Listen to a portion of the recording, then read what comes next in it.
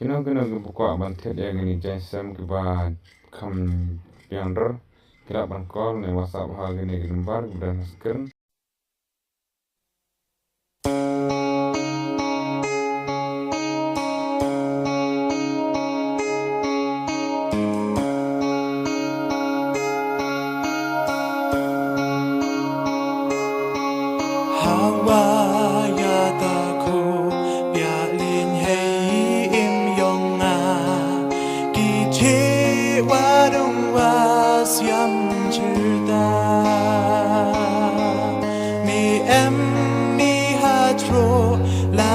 jagat wajah jika unut ladayu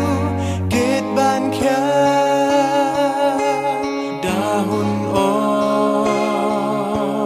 hamsin dahun hamsin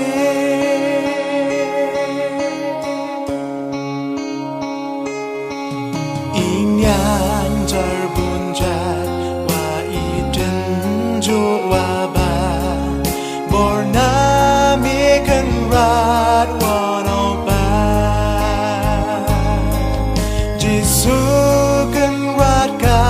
spa oche